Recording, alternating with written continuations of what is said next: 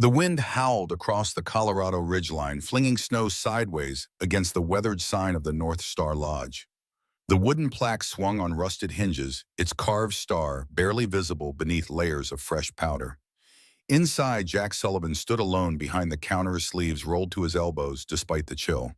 A single lamp cast long shadows across the empty room. Jack pulled a small cash box from beneath the bar and tipped its contents onto the scarred oak surface. Bills fluttered like exhausted birds, two 20s, a 10-3 crumpled ones, and a scatter of coins. He counted twice, though the result wouldn't change. $63. The meager sum seemed to mock him in the dim light. Next to the cash sat a white envelope bearing the bank's insignia in cold blue print. Jack unfolded the notice again, though he'd memorized every word. Final notice of foreclosure. Amount due $18,000. Deadline 10 days. 10 days until a stranger with a clipboard would come to lock the doors of North Star Lodge, the business he'd built from his Marine savings and sweat. From the back hallway came soft, even breathing. 8-year-old Lily slept curled under the quilt Jack's late wife had sewn, the one patterned with tiny stars that had faded with each washing. He pictured her tumble of chestnut curls against the pillow, and for a moment the tightness in his chest loosened. She couldn't know, not tonight, maybe not ever, if he could find a miracle. Jack set the envelope aside and reached for a rag to polish the bar top, though it was already clean. The motion calmed him, slow circles over scarred oak, the smell of lemon oil mingling with wood smoke.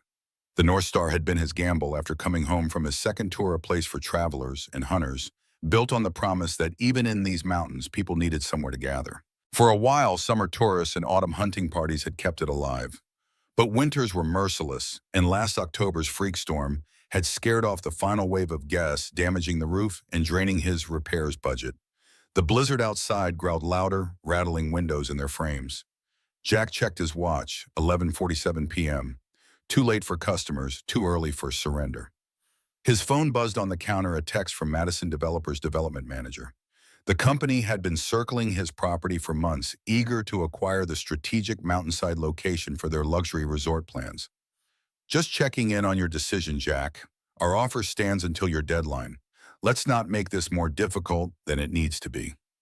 Jack's jaw tightened. He'd sooner burn the North Star to the ground than sell to those vultures.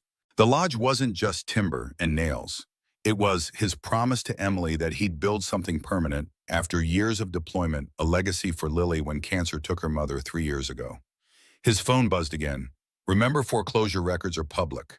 Your reputation in town matters. Jack powered off the phone, his throat tight with frustration. Beyond being his livelihood, the North Star supplemented its income by providing meals to road crews and power line workers through winter contracts. Those steady arrangements had helped keep them afloat until the medical bills from Emily's treatment created a hole too deep to climb out of. Now the vultures were circling, waiting for him to fail. As long as I'm breathing, the North Star will never belong to them. Jack thought, his resolve hardening like the ice outside. He stepped to the front window, pushing aside the heavy curtain. Nothing but white chaos met his gaze. The mountain road beyond had vanished under snowdrifts. No one would drive up here tonight. The sudden sound froze him in place. At first, he thought it was the wind shifting ice off the roof, but the rhythm was wrong. A deep mechanical rumble cutting through the storm's howl. Jack strained to listen, his military instincts cataloging possibilities. Snowplow logging truck. But the sound grew clearer. Engines in perfect unison. Motorcycles in a blizzard. At midnight, beyond the swirling snow, faint amber glows pulsed low and steady. His mind raced. Nobody rode in conditions like this unless they had a death wish or no choice.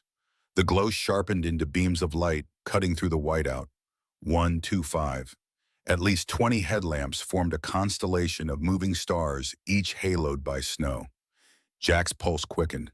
His first instinct was pure Marine training, assess secure. He checked the shotgun under the bar, not to use, just to know it was there. Lily's breathing remained steady in the back room. He'd keep it that way.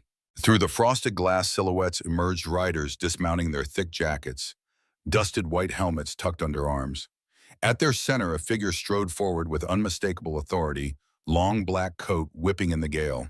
Even at a distance, Jack caught the flash of silver rings on gloved hands and the confident lift of her chin. The door handle rattled. Then a woman's voice, steady and commanding, cut through the storm. Is anyone inside? We need shelter. 20 of us. Roads closed behind. Jack exhaled slowly, his breath clouding in the cold air. 20 strangers. 20 variables. On a night when the world had already taken everything but his last $63 and his sleeping daughter. A choice waited on the threshold: fear or trust, retreat, or the stubborn kind of hospitality that had once defined the North Star. The blizzard didn't wait for his decision. It surged through the doorway. As soon as Jack turned the lock, a fist of icy air that clawed across the room. The lantern above the entrance swung violently on its chain, casting erratic bands of amber light over the snow-choked parking lot. Beyond, 20 motorcycles stood like iron sentinels, their headlamps cutting narrow tunnels through the storm. Engines throbbed in a low, unified rhythm that Jack felt in his chest, reminiscent of distant artillery. This wasn't a random group of thrill-seekers. This was an organized convoy. A tall woman with commanding posture unbuckled her helmet and shook free a mane of dark hair. Her sharp gray eyes, almost silver in the flickering light, locked onto him. I'm Alexandra Blackwood, Silver Wings. We just rode from Utah. Roads behind us are sealed with ice. We need shelter, warmth, food, anything, please. The name stirred a faint recollection. Silver Wings, a renowned all-female motorcycle collective that raised funds for women's shelters and veterans' causes. Still, reputation was one thing. Survival in a Colorado blizzard was another. Behind Alexander, the rest of the riders dismounted in practiced silence. Their boots crunched over ice-black leather vests marked with silver insignias, a winged helmet, and the words, "Ride free, stand strong." Jack's mind worked through military training. Assess, secure, adapt. 20 strangers meant limited supplies stretched thin. 2 days of canned goods at best, a dwindling bag of coffee, and Lily sleeping soundly in the back. But something steadied within him, perhaps the discipline drilled into his bones or the memory of fellow Marines offering rations to desert villages. Maybe it was the way Alexandra's plea cut through the storm with urgency, but without panic. Come in, Jack said, voice deep enough to carry over the wind. But kill the engines. Carbon monoxide's no friend tonight. A ripple of relief passed through the group. Alexandra turned, issuing quick, decisive hand signals. One by one, the bikers wheeled their machines under the eaves, covering them with tarps and tying knots, with practiced efficiency despite numbed fingers. Then, like a migrating flock, they filed toward the entrance. The moment they crossed the threshold, the North Star transformed. Warmth and the scent of pine sap greeted them, but so did an almost sacred hush. Snowflakes melted instantly on leather jackets, dotting the wooden floor with silver specks. Jack bolted the door against the gale. Hang your gear near the stove, he instructed. Boots on the mat. Keep the floor dry if you can. Alexandra's glance swept the room, the scarred oak bar, the dim neon beer signs from another decade, the solitary Christmas wreath Lily had hung on a window pane. Nice place, she said, her voice lower now but still edged with authority. It was once Jack replied, the words more honest than he'd intended. The bikers fanned out, shaking off snow and stamping warmth into their toes. Their vests bore embroidered names: Maria Schuyler, Jen Terra, each telling a story Jack couldn't yet read. Some women looked barely 30. Others carried the seasoned calm of riders who'd seen 1,000 highways. Tattoos traced their arms and necks like topographical maps of lives he knew nothing about. Lily's soft footsteps startled him. She appeared in the hallway doorway, quilt draped around her shoulders, eyes wide at the sight of so many strangers. Jack crouched beside her. It's okay, sweetheart. These ladies got caught in the storm. They just need a safe place tonight. A silver-haired biker with kind eyes and a Celtic knot tattoo knelt to Lily's height. Hi there, little one. I'm Maria. We don't bite, promise. Lily's nervous glance shifted to her father. At his nod, she gave a small wave, and the tension in the room softened just enough for Jack to notice. Alexandra removed her gloves and extended a firm, calloused hand. Thank you. We'll pay for every crumb we eat, every drop we drink. Name your price. Jack shook her hand, noting the strength in her grip and a faint scar along her knuckles. Prices stay warm, stay respectful. We'll figure the rest later. A murmur of appreciation passed among the riders. Jack moved behind the bar, mentally inventorying supplies. I've got chili fixings, some beans, bread. Coffee, though it's rationed. Beans and bread sound like a feast, someone said, earning a round of appreciative chuckles that brightened the room further. Within minutes, the North Star transformed from a deserted outpost into a bustling refuge. Jackets hung heavy on hooks, boots steamed near the stove, the air filled with the metallic scent of thawing leather and the earthy aroma of chili simmering on the old iron range. Alexandra settled at a corner table, eyes never fully leaving Jack. She spoke in low tones to Maria, who nodded toward the bank envelope Jack had left on the counter without realizing it. He quickly tucked it under the ledger, but Alexandra had already noticed. "You running this place alone?" she asked when he returned with mugs of steaming coffee. "Mostly. My daughter helps when she can." "That's a lot on one man," Alexandra said not unkindly. Jack met her gaze for a long beat, the storm outside hammering the walls. He wasn't ready to share the rest of the debt, the 10-day deadline. But something in her look made him suspect she'd already read more than he'd spoken. As the night deepened, snow battered the windows in relentless sheets. Yet inside, warmth thickened like a second skin. Laughter sparked here and there as the bikers swapped road stories.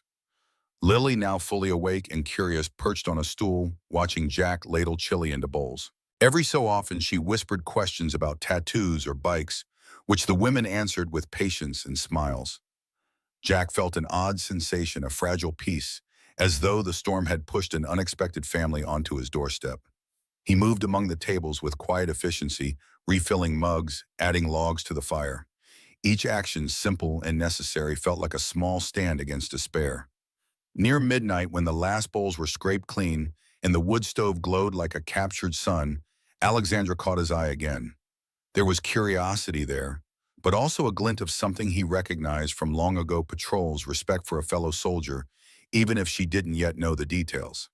Jack didn't know that this night, with 20 strangers and a blizzard sealing them in, was only the beginning of something far larger than a rescue from the cold. As dawn's first pale light filtered through frosted windows, the North Star Lodge no longer felt like the solitary outpost Jack Sullivan had locked up hours earlier. It had become a small, living world. Tables were pushed together to form long communal benches. Riders in jackets embroidered with silver wings served coffee and passed baskets of bread that Maria had somehow produced from their limited supplies. Jack stood behind the bar, wiping down a cutting board, his marine senses awake to every detail: the soft creak of old floorboards under biker boots, the faint metallic clink when someone adjusted a belt buckle, the sudden hush when the wind outside dropped low enough to hear the crackle of the stove. 20 riders, 20 wild cards. Their presence pressed against him like the blizzard itself, testing his resolve. Alexandra Blackwood, still wearing her leather jacket, now flecked with melted snow, leaned one hip against a corner table. Morning light caught in her dark hair, throwing silver highlights that matched her eyes. Those eyes never stopped moving, assessing exits, cataloging resources, reading the room with practiced precision. When she finally spoke, her voice carried like a command across the room. "Your stockroom. It's small. How long will supplies last?" Jack measured his words. 2 days if we stretch it, maybe 3.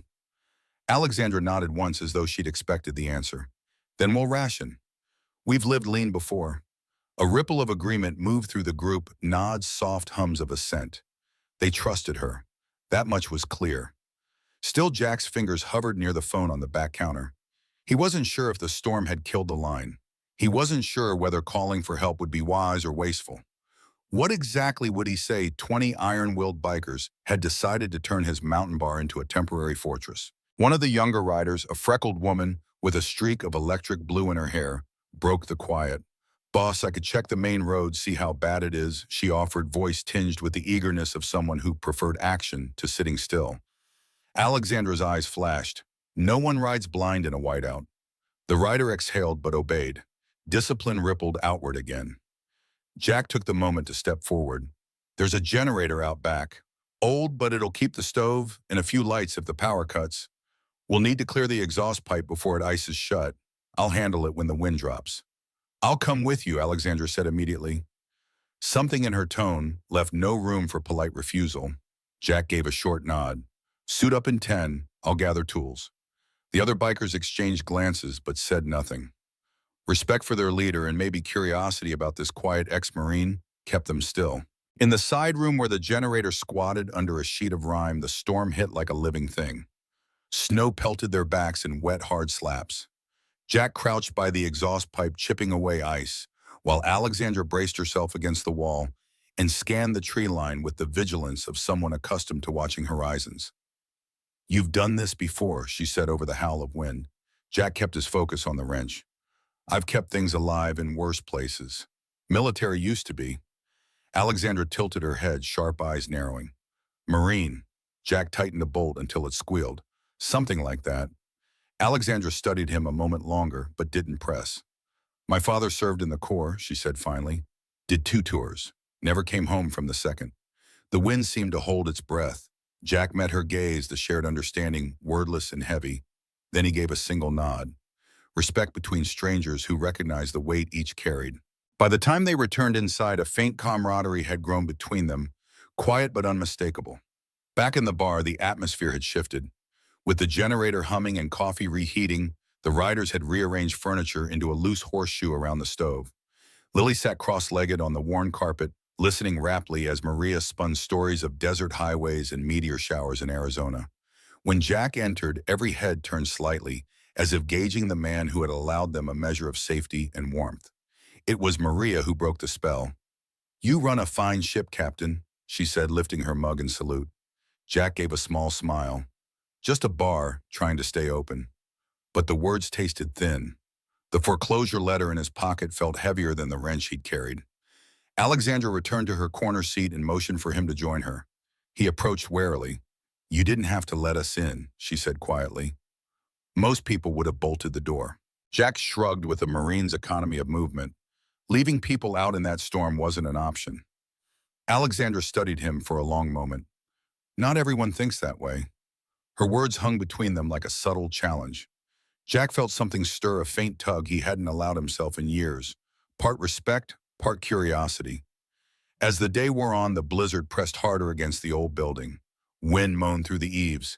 Snow stacked like fortress walls outside. The riders took turns feeding logs to the stove, their conversation ebbing and flowing in pockets of laughter and contemplative silence. Jack moved from table to table with calm efficiency that reminded Alexandra of a field medic keeping soldiers steady during a siege. Every action seemed deliberate, refilling mugs before they emptied, checking windows for leaks, adjusting the damper on the stove. Yet beneath the rhythm lay an undercurrent, the standoff of strangers forced into trust. No one said it aloud, but each understood they were bound together by weather and circumstance, their fates intertwined until the mountain released them. Near evening, Lily wandered to Jack with a sketch pad showing a drawing of the roaring bikes outside. He crouched beside her, pride softening his stern features. "That's beautiful, honey. Your mom would have loved it." A ripple of warmth spread through the room. Maria grinned. Kids got an eye for detail. Even Alexander's cool expression thawed for a heartbeat. By nightfall, the North Star felt less like a bar and more like a makeshift community. Still, Jack couldn't shake the sense of a line quietly drawn guests and host 20-1. Trust had begun to flicker, but it wasn't yet aflame. When the wind finally eased to a steady moan, Jack stepped to the door and peered outside. The world was an endless white ocean. No plows, no lights, only the silent presence of 20 powerful bikes lined like dark sculptures under thickening snow. Alexandra joined him, her breath a soft cloud. "Looks like we're here for the long haul." Jack's jaw tightened. "Then we make it work." For the first time since the riders arrived, she smiled, small, measured, but real. "You've got grit, Marine." The word landed like a quiet revelation. Jack didn't answer, but deep inside something long dormant stirred, a reminder of the man who had once led men through desert storms and come home with more scars than medals. The North Star was still on the edge of foreclosure. The blizzard still roared in distant valleys. Yet as the door closed against the night, Jack sensed a shift in the air, not just survival, but the beginning of a story no storm could bury. By the time the storm settled into a slow, steady hush, the North Star had changed from a stranger's refuge into something more intimate. The scent of wood smoke clung to every beam. Frosted windows wore thick coats of white. In the soft orange glow of the stove, 20 riders' women hardened by highways sat in comfortable silence. Jack moved among them with a calm that belied his sleepless night, carrying a tray of steaming mugs, his voice low and steady when he asked if anyone needed more coffee. The quiet strength of a Marine still lived in his movements, precise, economical, and strangely comforting. Most of the women noticed. Alexandra certainly did. She sat near the corner with her elbows on the table, gray eyes following the man who'd opened his door and shared his scarce supplies without a single demand. When he placed a fresh log in the stove, the sparks leapt like small, joyful spirits. The fire crackled, painting his worn flannel shirt with flashes of copper. For a moment, even the wind outside seemed to pause. "Breakfast," Jack announced, "simply such as it is." He set down bowls of chili and beans, last night's ingredients stretched with the last hidden cans from his stockroom. He added a loaf of bread he'd baked days ago, now warmed and crisped in the oven. One of the bikers, a wiry woman called Tara, tilted her head. "You sure about feeding 20 people with your pantry?" "That's got to be the last of it." Jack poured another mug of coffee. "Eat first. I'll worry about the rest." The room fell into an almost reverent silence as spoons scraped bowls and the warmth of food began to settle into cold, stiffened limbs. The humble feast beans, bread, coffee tasted better than any diner meal they could recall. Lily wandered in, rubbing sleep from her eyes. Her hair tumbled in coppery curls, and the sight of so many leather-clad strangers might have sent another child running, but Lily simply blinked, then smiled shyly. "Morning, sweetheart," Jack said, his tone softening. "These are our guests. Ladies, this is Lily." A chorus of greetings rose soft, "Hey there's," and warm good mornings. Maria offered Lily a seat and half of her bread. Lily climbed onto a stool beside her father and looked around with wide-eyed curiosity. "Did you all ride through the storm?" she asked. "Sure did," Maria answered with a grin. "Silver wings don't scare easy."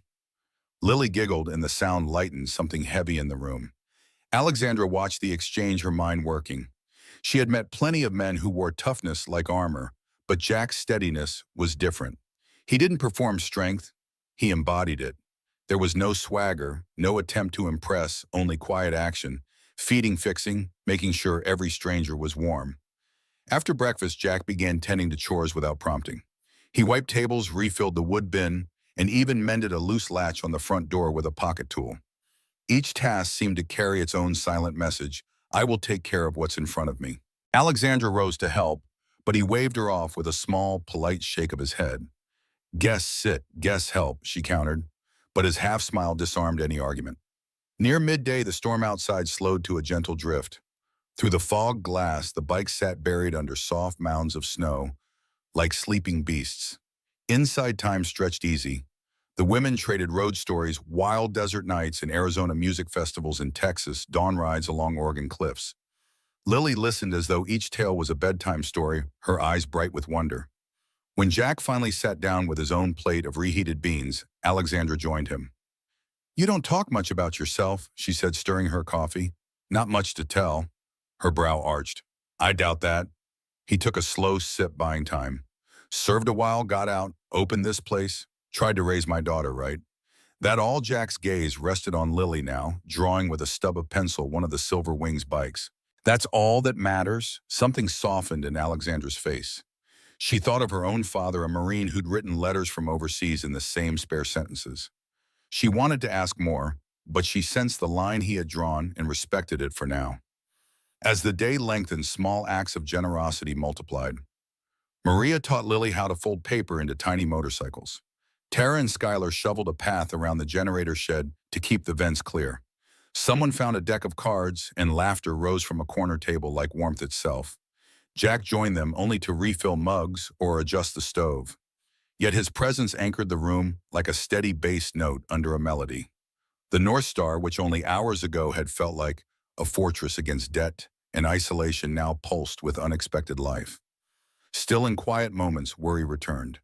The foreclosure letter lay hidden under the ledger, its numbers, $18,000 in 10 days, burning like an ember he couldn't stamp out.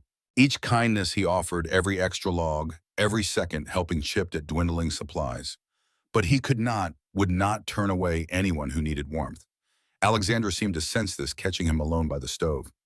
"You keep giving like a man who thinks he'll never run out. That's rare." Jack met her gaze. "Running out doesn't excuse doing less." The simplicity of the answer startled her. For a long beat, she only watched him, the orange light throwing a quiet halo around his worn flannel shirt and the faint scars on his forearms. Outside, the storm began to pick up again, a low, steady drum against the windows. But inside, the North Star Trust was beginning to root in shared meals and unspoken gratitude, in the quiet leadership of a man who asked for nothing in return. As evening fell, Lily presented a handful of small sketches she'd made during the day, tiny portraits of each biker captured with surprising accuracy. One by one, she offered them to the women. "This is for you," she said shyly to Maria. "So you remember today." Maria swallowed hard and hugged the drawing as if it were treasure. The room fell silent, many blinking away sudden moisture from their eyes. Jack stood in the doorway, heart full and aching. He had worried about the last $63 and the debt he couldn't escape. Yet here was his daughter giving away the only wealth that mattered, her innocent generosity, and in doing so knitting strangers into something like family. Alexandra caught his eye across the room and gave a small nod. No words passed, but Jack understood the first real bridge of trust had been built. The wind could rage all it wanted, for tonight kindness was the strongest thing on the mountain. By the second morning of the storm, the North Star felt less like a chance refuge and more like a hidden world suspended in white. Snow still fell in thick curtains, softening every edge of the surrounding pines. Inside, the wood stove hummed, and the air smelled of coffee, leather, and faint pine smoke. The bikers spoke in low, unhurried voices, their laughter an occasional spark in the muffled calm. But Alexandra's mind refused to settle. She sat at the corner table with her boots propped on the rung of a chair, nursing a mug of black coffee. Her gray eyes sharp as winter light on steel-tracked Jack Sullivan as he moved through the bar. He was as steady as he had been the night they arrived, brewing coffee, patching a draft in the back door, lifting heavy logs with quiet efficiency that carried a soldier's precision. Every small movement told a story. Alexandra had grown up among Marines. She knew the language of discipline when she saw it, the way he kept his back to the wall, the habit of scanning windows before settling into a chair, the smooth economy of his stride. No wasted energy. These were not traits of a simple bar owner. "Something about him doesn't fit," she murmured to Maria, who sat across from her. Maria, silver-haired and unflappable, lifted an eyebrow. "Doesn't fit how?" Alexandra swirled the coffee, thinking. "Most folks who run a mountain bar talk about the next beer shipment or how the furnace keeps failing. Not about generator vents and rationing like they're running a field camp. And those scars on his forearms, that's shrapnel, not kitchen burns." Maria chuckled softly. "Maybe he's just a careful man." "Maybe," Alexandra said, but doubt lingered. From her seat, she watched Jack kneel beside Lily, helping the girl lace her winter boots. The affection in his touch was unmistakable, protective, yet gentle. Alexandra felt an unexpected tug in her chest. Compassion and discipline rarely live so comfortably in the same man. Her thoughts slipped to her father, a Marine who had never returned from his second deployment. The way Jack tied Lily's boots with quick, neat knots mirrored how her father had secured her shoelaces before every childhood hike. The resemblance ached. After breakfast, the riders busied themselves. Some played cards, others oiled chains or checked bike batteries. But Alexandra remained watchful. When Jack stepped outside to shovel a path to the propane tank, she followed. The air bit at her cheeks and snow squeaked beneath her boots. Jack noticed her approach but didn't pause. "Need something?" he asked without looking up. "I like to know the man whose roof I'm sleeping under," she said, matching his stride. "And I'd like to know why he moves like someone who's cleared buildings under fire." Jack's shovel cut a clean arc through the snow. He let the blade rest a moment before answering. "Old habits. Habits don't come from nowhere." He exhaled a cloud in the cold. "Served in the Marines. Long time ago." Alexandra folded her arms. "That explains some of it, but not all." Jack's brown eyes met hers, steady, unreadable. "It's all I care to explain." For a moment, only the whisper of falling snow filled the silence. Alexandra wasn't used to being deflected. Most people spilled details under her level gaze, but Jack simply returned to work, every movement deliberate. When they re-entered the bar, the warmth hit like a soft wave. Lily ran up with a drawing of a silver motorcycle, her face bright. Jack crouched to admire it, his expression softening. Alexandra watched closely, searching for any crack in his armor. All she saw was a father's love, fierce and uncomplicated. Still, the puzzle nagged her. She had met men who had passed through fire, some dangerous, some simply wounded. Which was Jack? That afternoon, as the storm eased to a quiet snowfall, Alexandra gathered a few riders to inspect their bikes. The machines were half buried under drifts, chrome dulled by ice. They worked quickly, clearing snow from exhaust pipes and testing batteries. Jack joined them carrying a bucket of warm sand to melt stubborn patches of ice. His instructions were brief and competent, like a platoon sergeant checking equipment. Alexandra exchanged a glance with Maria. Neither needed to say it aloud. Later, while Jack prepared a simple stew from beans and a handful of root vegetables, Alexandra drifted to the bar. She leaned on the counter at ease, following his hands as he sliced onions with swift, even strokes. "You run this place alone?" she asked. "Lily helps when she can," he said without looking up. "No partner, no staff, not anymore." The words were flat, but the pause afterward carried weight. Alexandra sensed a story loss, maybe grief lurking behind those two syllables. She felt the urge to press, but stopped. Something in his posture warned her away like a door gently closed. Instead, she shifted the subject. "You know, most people would have sent us packing. 20 strangers on loud bikes, storm or not." Jack's mouth quirked in a half-smile. "Most people don't live on a mountain where storms kill if you turn folks away." "Still," Alexandra said softly, "that was a lot of trust."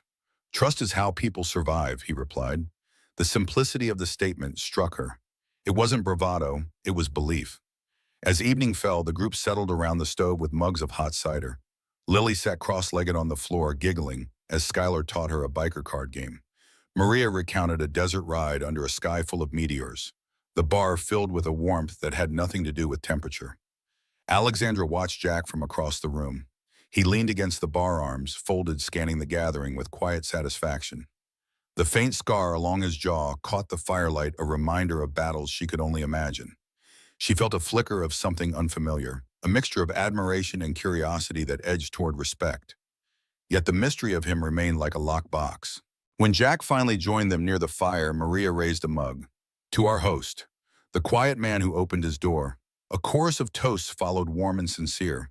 Jack accepted with a modest nod, his eyes drifting to Lily, who beamed at the attention. Alexandra's gaze lingered on him long after the laughter faded. He was more than a host, more than a bar owner. The question was how much more, and why he worked so hard to keep that part hidden.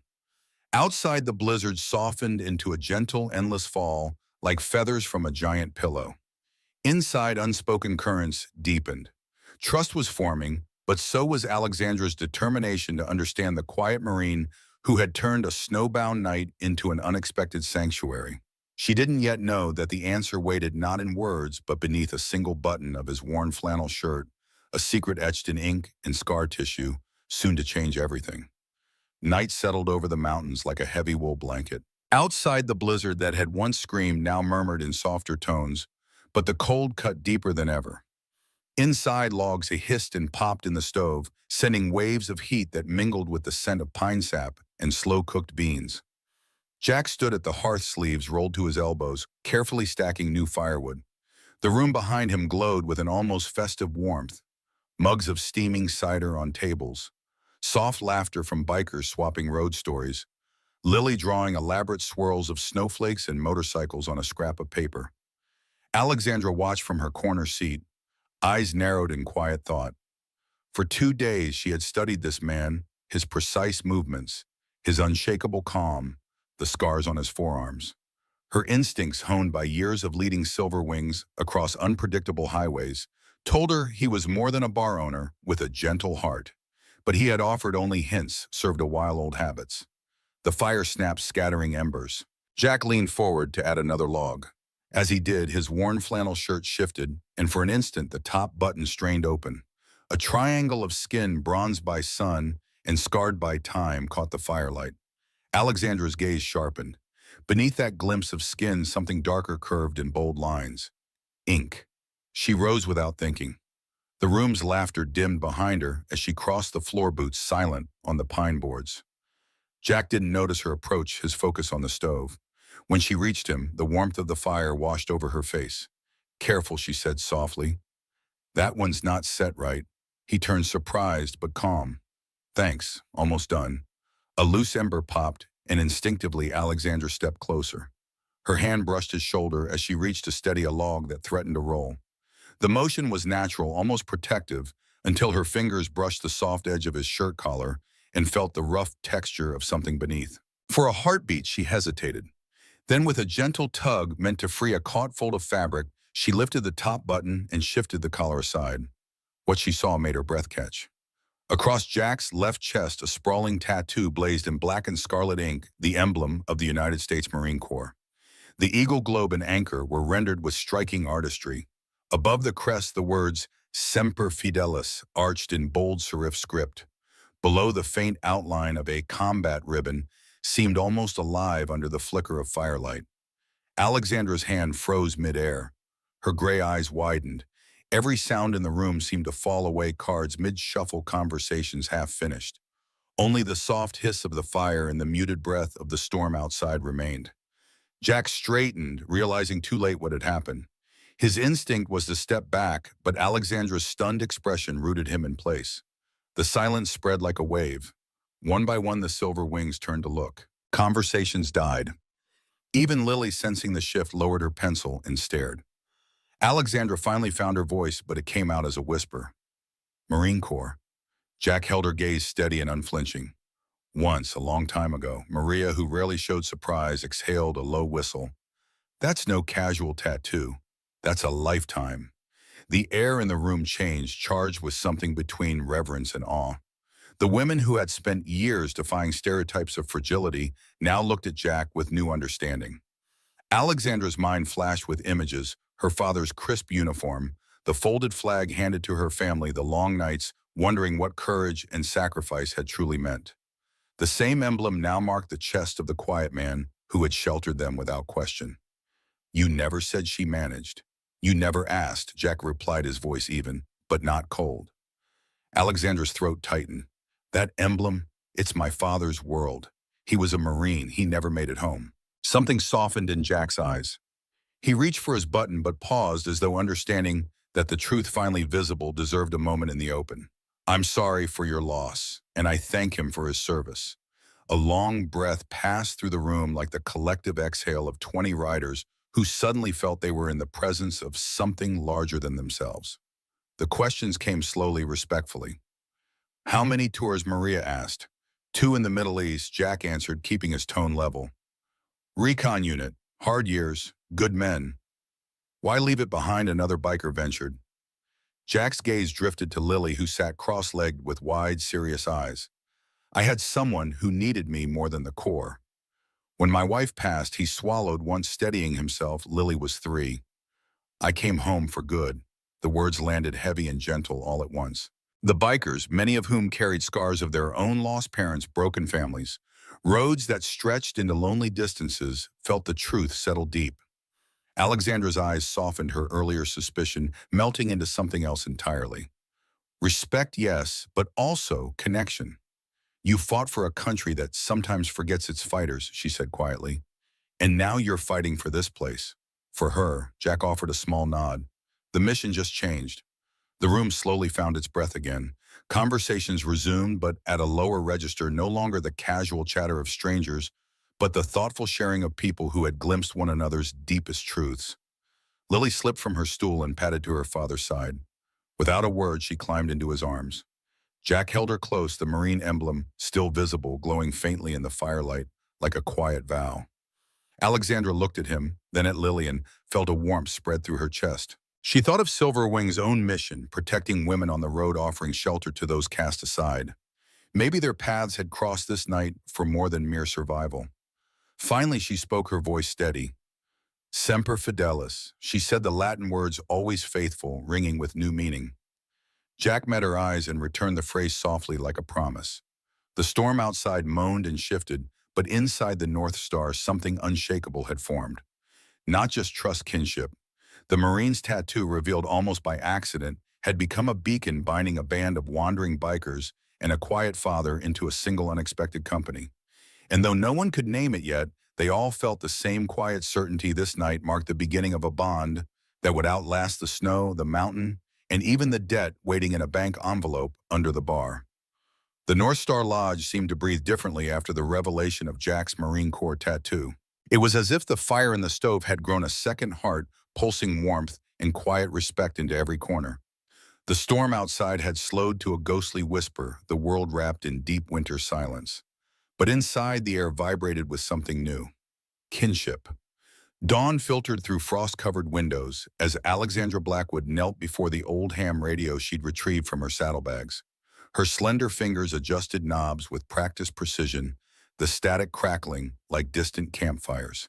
Several silver wings gathered around their faces tight with concentration. We need to reach any chapter within range. Alexandra's voice carried authority despite its softness. Especially Utah and Wyoming. They'll have the best access routes once the storm breaks. The radio hissed and popped, occasional fragments of voices breaking through before dissolving back into white noise. Alexander's persistence was unwavering, trying different frequencies, adjusting in the antenna they'd rigged to the highest point of the lodge's roof. Jack watched from across the room, recognizing the focus of someone accustomed to completing missions regardless of obstacles. Lily had awoken early, her small hands busy with paper and colored pencils scavenged from her room. She sat cross-legged beside Maria, the silver-haired rider, whose gentle patience had won the child's trust completely. Under Maria's guidance, Lily's drawings had evolved from simple sketches to detailed renderings of motorcycles and riders. Each completed artwork was ceremoniously presented to its subject, received with genuine appreciation that made the girl's face glow. Jack moved through the kitchen area, mentally calculating supplies. The pantry's meager contents stared back at him: 3 cans of beans, half a sack of potatoes, some flour and coffee. 2 days of food at most, stretched thin among 22 people. He jotted notes on a pad, mapping out ration plans, his military training, transforming scarcity into strategy. "This isn't your first time managing limited supplies, is it?" Maria had appeared beside him, her keen eyes noting his methodical inventory. Jack's mouth quirked slightly. When you've fed a squad in the desert with nothing but MREs and local markets, you learn to make something from nothing. Maria nodded, the silver in her hair catching morning light. "I was a school principal before I retired. 30 years of stretching budgets to feed young minds. Not quite the same as the Marines, but I'd say feeding knowledge to kids takes more courage than any battlefield." Jack replied, something genuine warming his voice for the first time since the bikers' arrival. Their moment of connection was interrupted by a triumphant shout from Alexandra. The radio had finally caught a clear signal. A Silver Wings chapter in Laramie, Wyoming had responded. Jack moved closer, listening as Alexandra rapidly explained their situation. Her words clipped and precise. The location of the North Star, the number of stranded riders, the conditions of the pass, and after a glance toward Jack, the situation with the bank and Madison developers. The voice on the other end crackled with determination. "We can mobilize at least 15 riders with cold weather gear. Maybe more if we tap the Veterans Network. But the roads are still closed at the state line. Earliest we could reach you is tomorrow, maybe the day after." Alexandra's eyes met Jack's across the room. Tomorrow felt both impossibly distant and dangerously close to his foreclosure deadline. She turned back to the radio, her voice lowered, but still audible. And the other matter, the financial situation. Static filled the pause before the reply came. "I'll contact Rachel. She's got connections in banking. Give me the details and we'll see what we can do. Silver Wings don't leave their own behind, or those who shelter them." Jack's shoulders stiffened. He hadn't agreed to this, hadn't asked for financial rescue.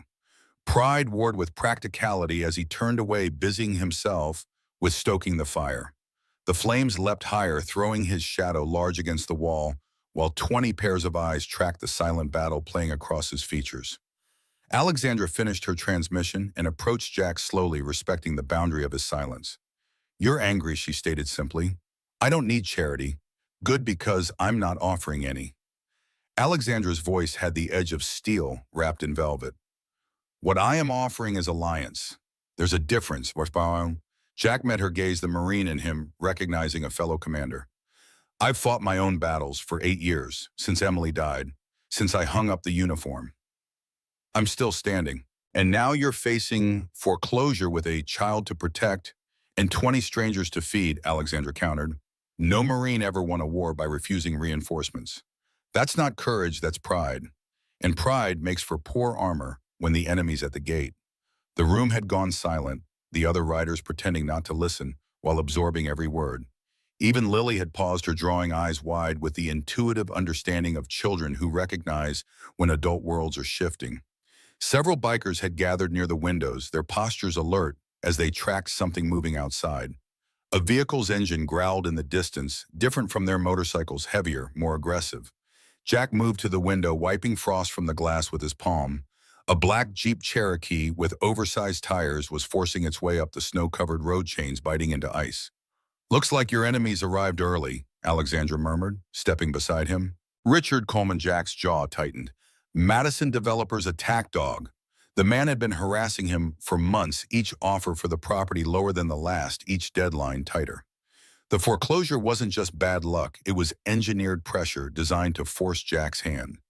The Jeep parked with aggressive precision directly in front of the North Star's entrance, engine running, as if to emphasize its driver had no intention of staying long. A tall man in an expensive North Face parka emerged, his clean-shaven face tight with the concentration of someone navigating treacherous terrain while wearing Italian leather boots never intended for snow. Jack moved to the door, his stance automatically shifting to what Alexandra recognized immediately as a defensive posture, weight, centered hands loose at his sides, chin slightly tucked. She signaled silently to several riders who casually repositioned themselves around the room, creating an invisible perimeter that any military tactician would appreciate. The door swung open, bringing a blast of cold air and Richard Coleman's artificial smile. "Well, well, Jack Sullivan actually has customers." Wonders never cease. Coleman's eyes widened fractionally as he registered the number of women in leather vests, his forced smile flickering as he recalculated the situation. "Just checking on how you weathered the storm." Being neighborly, Jack's face remained impassive. Neighborly would have been a phone call, or not pressuring the bank to foreclose in the middle of winter. Coleman laughed, the sound as hollow as a frozen lake. "Business is business, nothing personal." His gaze swept over the leather-clad women with poorly disguised disdain. "Though I'm surprised to see you've turned the place into a biker hostel. Not exactly upscale clientele, is it?" Alexandra stepped forward, her movement fluid as water, but with unmistakable purpose. She extended her hands, silver rings glinting. "Alexandra Blackwood, CEO of Blackwood Tech. And you must be the representative from Madison Developers we've heard so much about." Coleman's expression shifted from dismissive to calculating in an instant. The tech entrepreneur Alexandra Blackwood. His handshake was too firm, too eager. "What brings someone like you to this establishment?" "My organization, Silver Wings, appreciates authentic American experiences." Alexandra's smile never reached her eyes. "Places with history, character, and proprietors who understand the meaning of service. We've been evaluating potential investment opportunities throughout the Mountain West. Locations with untapped potential." The words hung in the air, pointed as icicles. Coleman's gaze darted between Alexandra and Jack, reassessing the power dynamics he'd assumed upon entry. "Investment opportunity here." Jack watched this exchange with wary confusion. Whatever game Alexandra was playing, he hadn't agreed to the rules. Yet there was something satisfying about seeing Coleman thrown off his practiced script. Alexandra continued smoothly. "Mr. Sullivan's establishment has exactly the character profile our network seeks.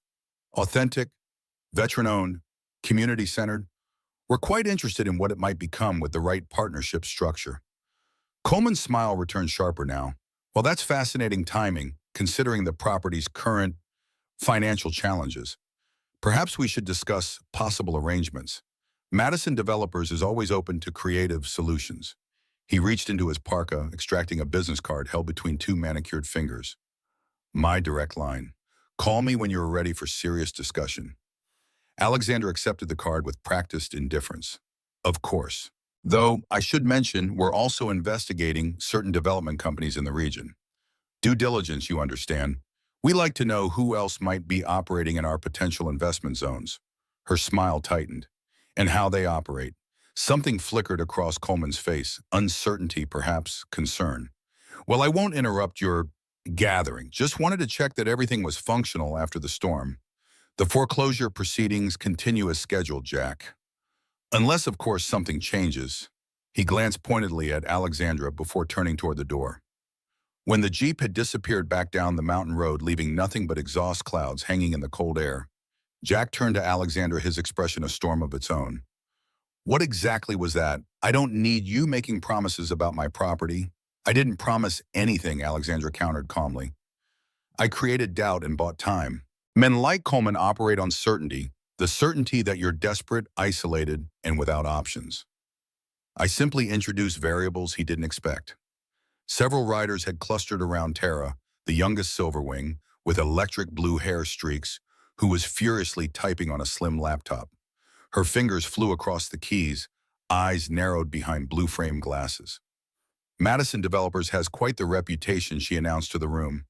3 lawsuits in the last 2 years for predatory acquisition tactics, allegations of manipulating local zoning boards, and her eyebrows lifted interesting political donations to officials who later approved their permits despite environmental concerns.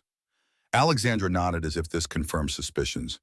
They targeted you specifically, Jack. This isn't random bad luck. They want this location and engineered the circumstances to force you out. Jack's fists clenched at his sides. I know, they've been circling since Emily died.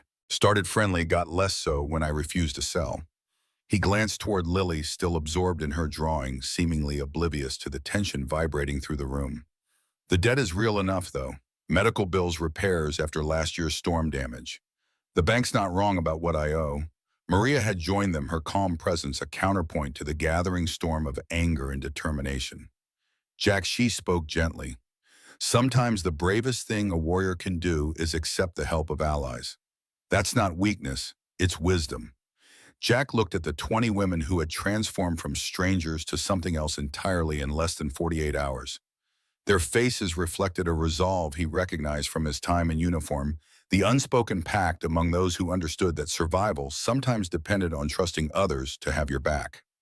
Alexandra watched this internal struggle with patient intensity. We're not asking permission to help you, Marine. We're informing you of our intention to fight alongside you.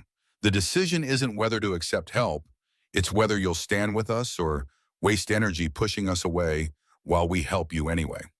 A small sound from across the room drew their attention. Lily stood clutching a new drawing. This one showed the North Star Lodge, surrounded by motorcycles with stick figures holding hands in a protective circle around the building. Mommy always said the strongest people know when to hold hands with friends. The simple truth from his daughter's lips broke something open in Jack's chest. He knelt to her level, taking the drawing with careful hands. Your mom was the smartest person I ever knew. And you're just like her. When he stood again facing Alexander and the Silverwings, his decision had been made. If you're determined to ride into this battle with me, I won't stop you. But I need to understand the plan. Alexandra's rare, genuine smile transformed her face. First, we secure communications, then supplies, then reinforcements. And then she glanced toward Coleman's departing tire tracks in the snow. We find out exactly what Madison Developers doesn't want us to know about their interest in this property. The remainder of the day unfolded with military precision. Alexandra divided the riders into teams, each assigned specific responsibilities. The communications team boosted the radio signal by repositioning the antenna. The resources team cataloged every supply and identified critical needs. The intelligence team, led by Tara, dug deeper into Madison Developers' history and regional activities.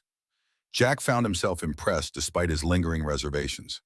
These women operated with a cohesion and efficiency that reminded him of his Marine unit.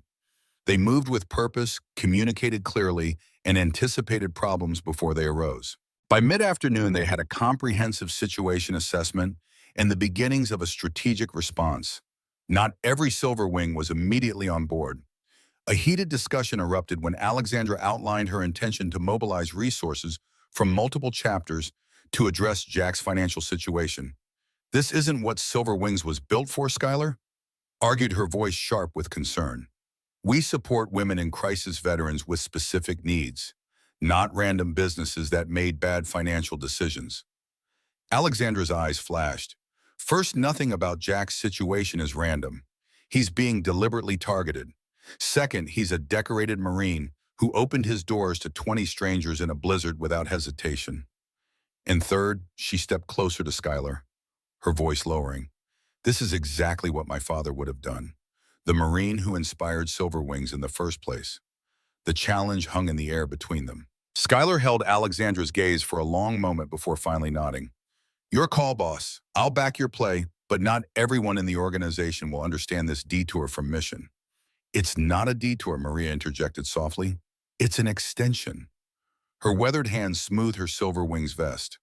We don't just ride for ourselves, we ride for what's right. The debate settled, Alexandra returned to the ham radio, making contact with chapters in Utah, Wyoming, and Colorado. Each transmission outlined the situation and requested specific support funds, supplies, mechanical assistance, and most importantly, legal and financial expertise to counter Madison developers' pressure tactics.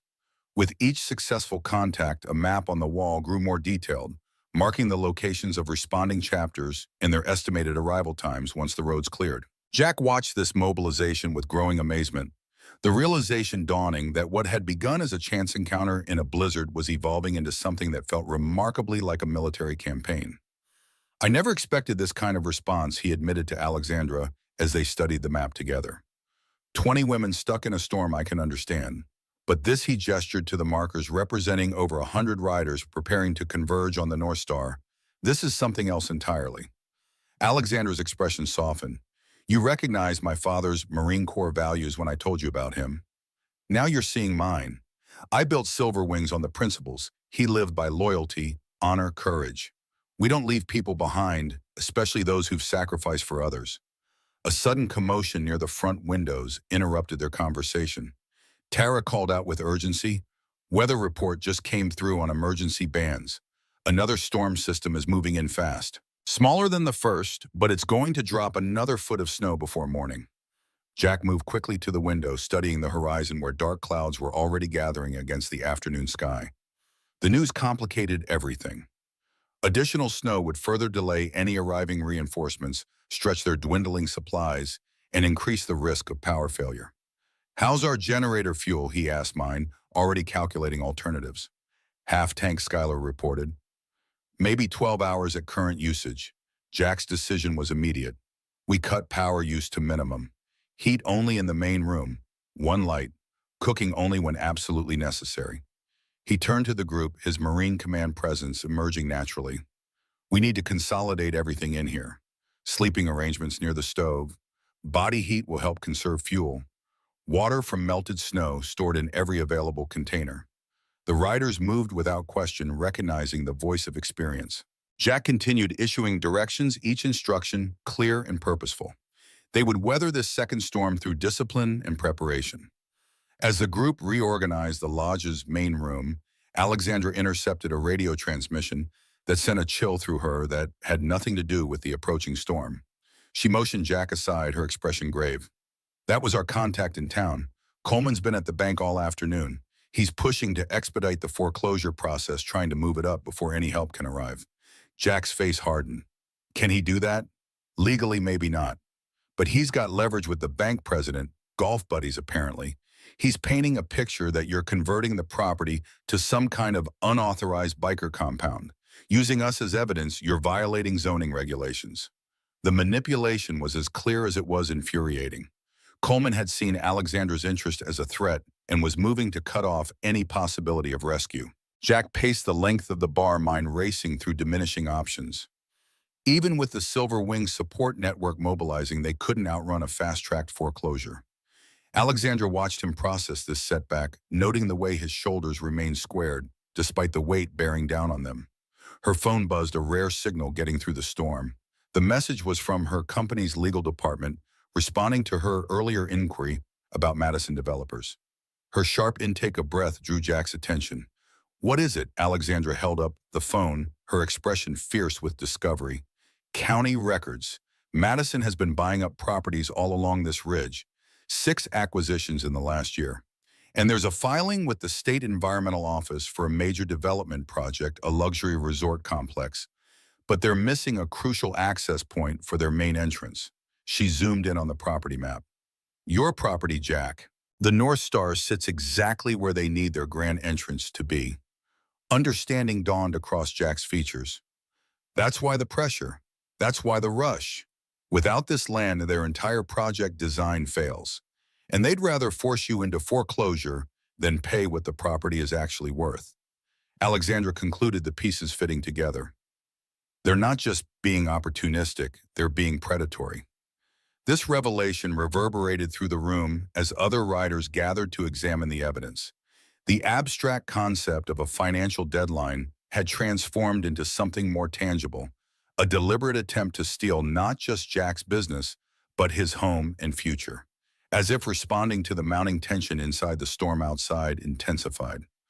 Wind howled against the windows with renewed fury, and snow began falling in thick diagonal sheets. The sky darkened prematurely, afternoon surrendering to a false twilight as clouds smothered the mountain. Jack stood at the window watching nature's assault mirror his internal turmoil. 8 years of building this place, of creating a stable home for Lily after losing Emily, of finding purpose beyond the core, all of it threatened by corporate greed disguised as business strategy. Alexandra's voice broke through his thoughts. We fight this on two fronts: legal counteraction through our network and a direct appeal to the bank's regional manager, who fortunately is a Silver Wings supporter's brother-in-law. She placed a hand on his shoulder, the contact brief but grounding. This isn't over, Marine, not even close. Before Jack could respond, a sharp crack split the air, followed by a deep rumbling that shook the building to its foundation. Everyone froze, recognizing the sound instantly: avalanche. Not close enough to threaten them directly, but certainly near enough to block the already tenuous mountain road completely. We're cut off now, Jack stated the obvious, his voice calm despite the implications. No one in or out until road crews clear the pass. Could be days. The secondary storm system had triggered exactly what they'd feared: a natural barrier between them and any approaching help. The maps on the wall, with their hopeful markings of inbound support, suddenly seemed like wishful thinking rather than tactical reality. As darkness fell completely, the group gathered around the stove, its heat now more precious than ever. Supplies were arranged in neat stacks, rations for at least 3 days, if carefully managed. Water containers lined one wall. Sleeping areas had been designated, with the youngest and oldest nearest the heat source. Jack moved among them, checking blankets, confirming comfort, his caretaker role extending naturally from Lily to these 20 women who had become improbably his allies. When he finally settled beside his daughter, who was already drowsy against Maria's shoulder, Alexandra joined them, her expression thoughtful. Even with the roads blocked, she said quietly, our network is still moving. The legal team is filing emergency injunctions against any accelerated foreclosure. The financial team is assembling funds. The problem now is time and access, Jack nodded, understanding the tactical assessment. We hold this position, conserve resources, wait for conditions to improve. His military training provided clarity: when forward movement is impossible, strengthen your current location and prepare for the next opportunity to advance. Lily stirred against Maria, blinking sleepily up at her father and Alexandra. Are we going to lose our home? Her small voice carried in the quiet room a reminder of what truly hung in the balance. Jack gathered her close, choosing his words carefully. We're facing a challenge, sweetheart, but we've got unexpected friends helping us fight. He glanced at the women around the room, their faces illuminated by firelight. And Sullivans don't give up just because the road gets hard. Alexandra watched this exchange, something tight and protective awakening in her chest. Before she could speak, a mechanical groaning from the back room interrupted, followed by a faltering in the single lamp that lit their gathering. The generator's rhythm stuttered, coughed, and then stabilized, but the warning was clear. Jack was on his feet immediately. Fuel line's freezing. We need to clear it now or we lose power completely. 2 riders with mechanical experience volunteered instantly, already reaching for their jackets. Alexandra rose as well, but Jack shook his head. I need you here. Coordinate. Keep everyone calm. If we don't come back, his eyes held hers. You're in command. The unexpected transfer of authority, so natural, so rooted in their shared understanding of leadership, momentarily silenced her. Then Alexandra nodded once, accepting the responsibility with the gravity it deserved. We'll be ready either way. Jack and the 2 riders disappeared into the howling darkness, the door closing behind them with ominous finality. Those remaining gathered closer to the stove, their conversations hushed, eyes frequently darting to the windows, where snow pummeled the glass with increasing violence. Alexandra settled beside Lily, who watched the door with wide, worried eyes. Your dad is very good at fixing things, she assured the child. It's what Marines do. They find solutions when most people only see problems. Lily's small fingers found Alexandra's gripping with surprising strength. Daddy says Marines never leave anyone behind, but sometimes people leave anyway, like Mommy. The simple truth pierced Alexandra's carefully maintained composure. She drew the girl closer, finding words that honored both the fear and the hope. Some departures we can't prevent, no matter how brave or strong we are. But your father isn't going anywhere, and neither are we. She gestured to the silver wings around them. We're all standing guard tonight. Minutes stretched into a tense half hour with no sign of Jack and his repair team. The generator's rhythm had stabilized somewhat, but still stuttered occasionally, each hiccup sending a ripple of anxiety through the gathered women. Alexandra maintained a calm exterior, but her eyes never left the door, tracking each second of absence with growing concern. When the door finally burst open, admitting a blast of frigid air and three snow-covered figures, the relief was palpable. Jack stamped his boots, snow falling in clumps from his jacket, his face red with cold, but his eyes bright with achievement. Fix the fuel line and reinforce the exhaust vent, he announced, his breath clouding in the warmer indoor air.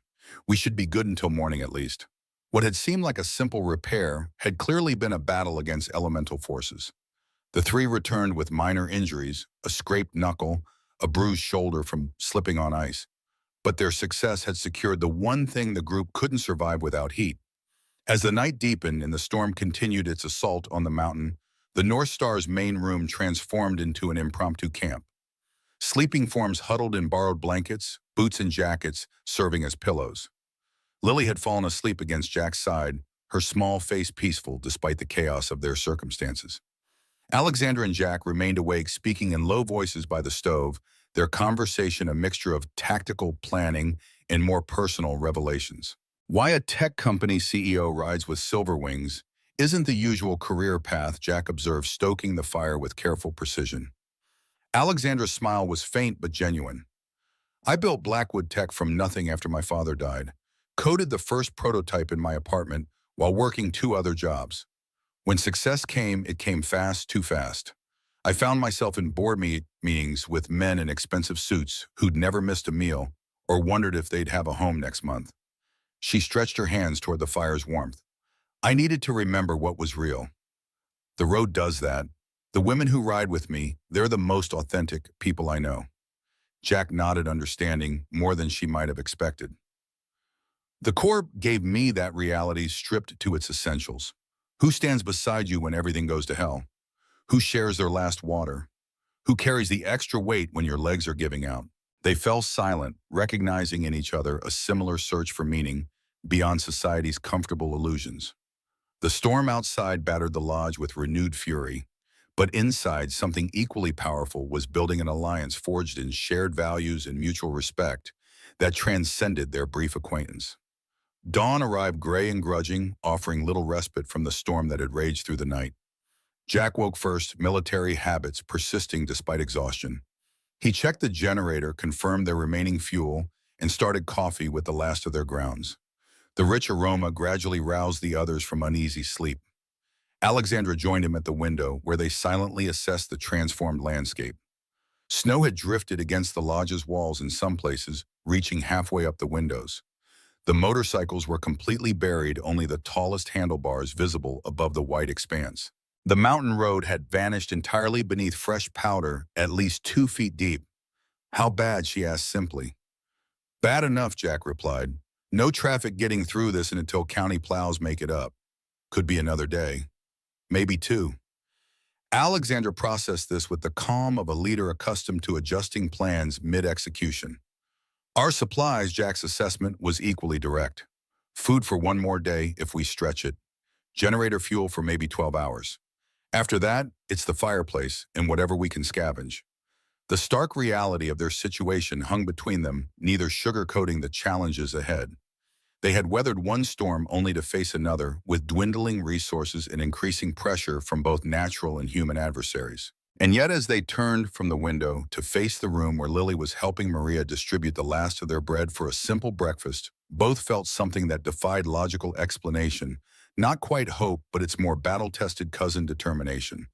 Whatever Madison developers had planned, whatever the storm had unleashed, they would face it together, Marine and CEO, father and riders, the North Star and Silverwings. The unlikely alliance had been forged in crisis, but was strengthening with each passing hour, transforming from convenience to conviction, from accident to purpose. Outside, the snow continued to fall, but inside, plans were taking shape that would change everything, not just for Jack and the North Star, but for Silverwings and the entire mountain community. None of them could have predicted how their convergence would alter the landscape both literally and figuratively in the days to come. The second storm had sealed them in, but it had also sealed their commitment to a fight that was only beginning. Madison developers had miscalculated badly when they had assumed Jack Sullivan stood alone. They would soon discover the error of underestimating what happens when warriors recognize each other and choose to stand together regardless of the odds. As the day progressed, Jack and Alexandra continued to develop their strategy, neither fully aware that their alliance was evolving into something beyond tactical, something that would eventually challenge not just a corporate developer's plans, but their own carefully guarded hearts as well. The temperature in the North Star Lodge had fallen to dangerous levels overnight. Frost patterns crept across interior walls, and exhaled breath hung visible in the air like reluctant ghosts. The 22 people huddled in the main room had abandoned individual spaces, forming a tight circle around the wood stove, their last reliable source of heat after the generator had finally surrendered to the brutal cold during the pre-dawn hours. Jack Sullivan knelt before the stove, methodically coaxing flames from their dwindling supply of dry wood. His movements were precise, born from years of military survival training and harsh mountain winters. Each log was precious now, each ember essential. The cold had become an entity, with weight and presence pressing against them from all sides, probing for any weakness in their defenses. "We're down to the emergency cache," he informed Alexandra without looking up. "Maybe 6 hours of good burning left." Alexandra nodded, her commanding presence subdued but unbroken. Silver rings glinted on fingers that had gone pale with cold despite her fingerless gloves. 3 Silver Wings riders had already developed worrying coughs, minor for now, but concerning in conditions that would only deteriorate further. Lily remained remarkably resilient, her small body nestled between Maria and Skylar beneath every available blanket. The child's optimism persisted despite their dire situation, her voice occasionally rising to share observations or questions that reminded the adults of the innocence they were fighting to protect. "How cold before pipes freeze?" Alexandra asked, her tactical mind continuously assessing threats. "Already happening," Jack replied, positioning another log with careful precision. "I've drained what I could, left taps dripping. Might save some of the system." The faint crackle of the radio interrupted their exchange, a signal breaking through static for the first time in hours. Alexandra moved swiftly to the device, adjusting dials with fingers that had grown clumsy in the cold. Through sporadic bursts of white noise came a woman's voice, determined and clear. "Approaching from Wyoming side. Plows clearing. ETA approximately 4 hours. 20 riders with supplies. Confirm if you receive." Alexandra's eyes met Jack's across the room, a flash of triumph passing between them. She pressed the transmit button. Message received. 22 souls holding position. Conditions deteriorating. Generator failed. Heating critical. Medical concerns developing. The response came through stronger. Understood. Expediting approach. Bringing medical fuel food. Electrical team included. Hold position. A ripple of cautious hope moved through the gathered women. 4 hours suddenly seemed both impossibly distant and tantalizingly close, the difference between hypothermia and salvation. Jack unfolded a thermal emergency blanket he'd kept in his survival kit, draping it across 3 of the older riders who had begun showing early signs of cold stress. Alexandra joined him, her voice pitched low. "That was Karen from Laramie chapter. If she says 4 hours, she means it. She's Army Corps of Engineers. Doesn't make promises she can't keep." Jack nodded, military instincts, trusting her assessment of a fellow veteran. He swept his gaze across the room, calculating needs versus resources with a precision that had kept Marines alive in hostile environments. They would need to consolidate, further share more body heat, and possibly move everyone into the kitchen, the smallest space with the best insulation. Before he could suggest these measures, the distant sound of an engine cut through the morning stillness. Not the rumble of motorcycles, but the aggressive growl of a vehicle pushing through deep snow. Jack moved to the frost-covered window, scraping a viewing space with his palm. His muscles tensed as he recognized the black Jeep Cherokee forcing its way up what remained of the road. Richard Coleman had returned, and this time he'd brought reinforcements. A county sheriff's vehicle followed closely behind. "We've got company," Jack announced, his voice commanding immediate attention. "Coleman's back," brought the sheriff with him. Alexandra joined him at the window, her expression hardening as she assessed the new threat. Could be a legitimate welfare check, or could be another pressure tactic. The room transformed instantly from a group of cold survivors to a defensive unit. Silverwings moved with practiced coordination, those with legal backgrounds gathering near the front, while others ensured Lily was kept safely away from any confrontation. Maria retrieved a small camera from her bag, ready to document whatever transpired. Coleman emerged from his vehicle first, his expensive parka immaculate despite the treacherous conditions. The sheriff followed, a stocky man with a weathered face partially hidden beneath a regulation winter hat. Both men trudged through knee-deep snow toward the entrance, Coleman's Italian boots, now protected by hastily added snow gaiters. Jack opened the door before they could knock, standing firmly in the threshold. Sheriff Donovan, Richard. Unusual weather for a social call. Sheriff Donovan nodded respectfully. Welfare check Sullivan. Got reports of potential overcrowding, unsafe conditions. Just doing my job.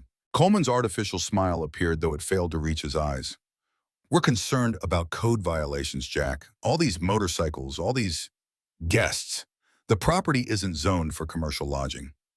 Plus, his gaze swept past Jack to the crowded room beyond potential health hazards, with so many people in a structure with inadequate facilities. The strategic nature of this visit became immediately clear. Coleman was attempting to use safety regulations as a weapon, creating a pretext for forcing everyone out and potentially accelerating the foreclosure by documenting violations. Alexandra stepped forward, her CEO persona fully engaged despite the cold that had turned her lips slightly blue. Sheriff Donovan, I'm Alexandra Blackwood. We're not commercial guests. We're a registered nonprofit organization caught in a weather emergency. She produced identification with corporate efficiency. I believe Good Samaritan laws in Colorado specifically protect property owners who provide emergency shelter during life-threatening conditions. The sheriff's expression shifted subtly, a recognition flickering across his features. Blackwood Tech, the security systems company, the same. Alexandra's tone remained professional but took on a warmer note. Your department probably uses our body cameras. Model SC420. We supplied most law enforcement agencies in this region after the federal grant program last year. Sheriff Donovan straightened slightly, reassessing the situation with this new information. He glanced at Coleman, then back to the room filled with women who were clearly experiencing genuine hardship. Good Samaritan laws do apply here, Mr. Coleman. I'm not seeing any violations that warrant immediate action during an active weather emergency. Coleman's facade cracked momentarily, frustration bleeding through. These people are clearly establishing unauthorized occupancy.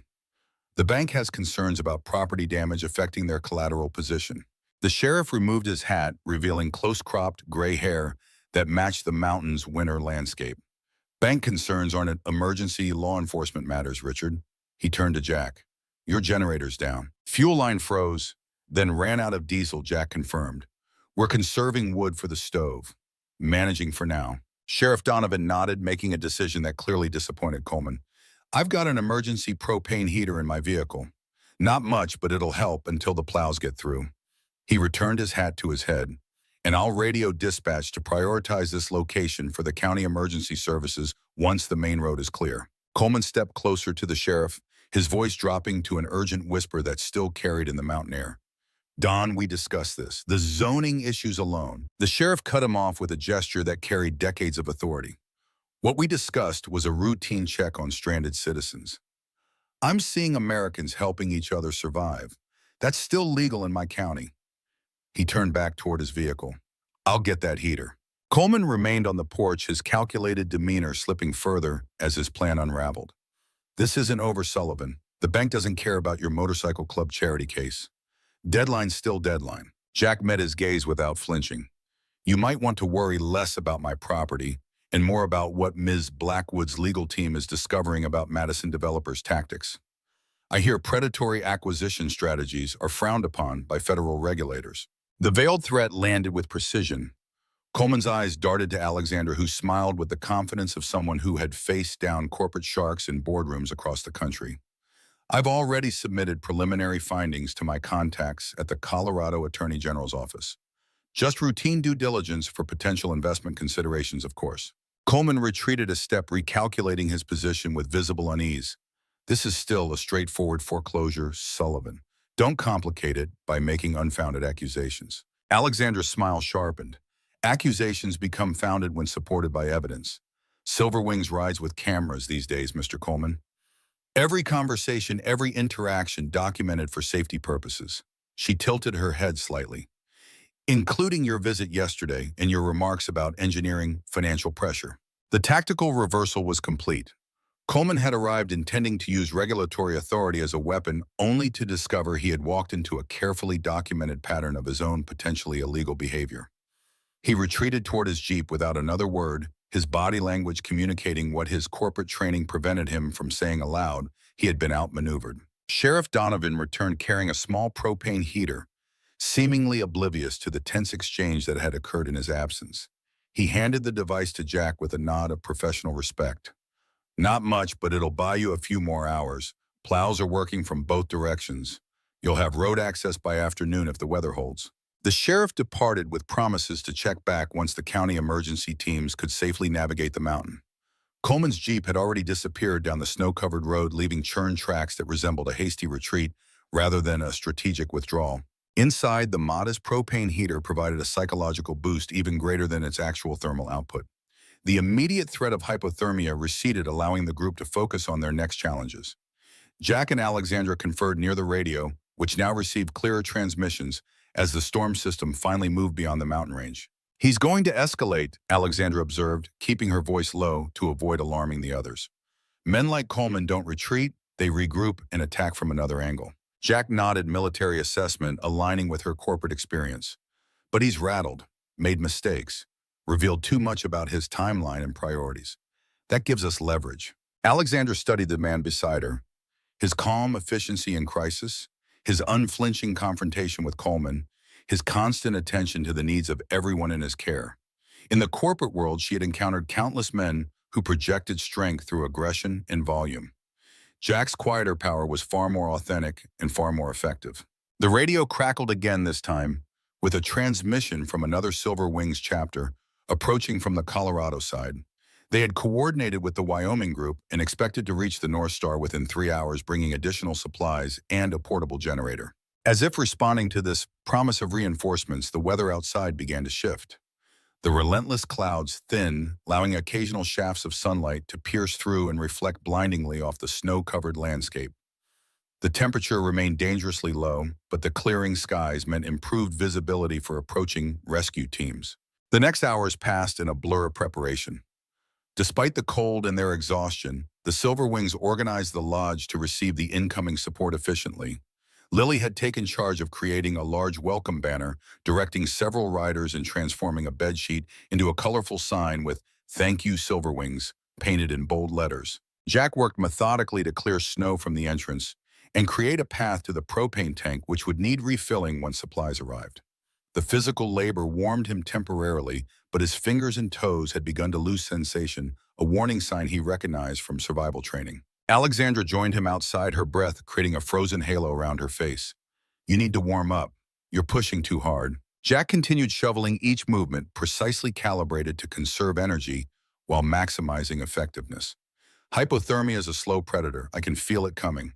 Know my limits." Alexandra took the shovel from his hands with gentle firmness. "Leaders need to model self-preservation, not just self-sacrifice." Her eyes held his, a commander recognizing another's blind spot. "Your daughter needs you functional, not heroic." The simple truth penetrated where arguments would have failed. Jack relinquished the shovel, acknowledging her point with a nod. "She knows what it's like to lose one parent. I won't risk leaving her without another." They returned inside, where Maria had organized a system of gentle exercises to keep everyone's blood flowing without overexertion. Lily demonstrated arm circles with exaggerated enthusiasm, her resilience a beacon that sustained adult morale.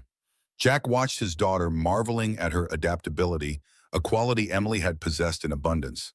The grief that usually accompanied thoughts of his late wife felt different now, tempered by new connections forming in this crucible of crisis. The distant sound of engines broke through the relative quiet, not one or two, but many growing steadily louder.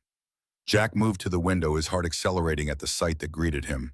A convoy of vehicles approached from the direction of the main highway, motorcycles, with sidecars modified for snow travel, four-wheel drive trucks with chains, even a small snowplow leading the formation. Alexandra joined him, her composed demeanor cracking slightly as emotion broke through. The Silver Wings cavalry had arrived and they had brought an army. The next hour transformed the North Star Lodge from a desperate outpost to a hive of focused activity. The first riders through the door carried insulated containers of hot food medical supplies and fuel for both the generator and the propane tanks.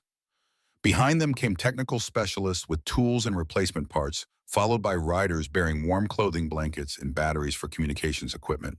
The reunion between Alexandra and her extended Silver Wings family carried the intensity of warriors who had feared for their comrades. Hugs were fierce but brief, immediately followed by status reports and coordinated assistance.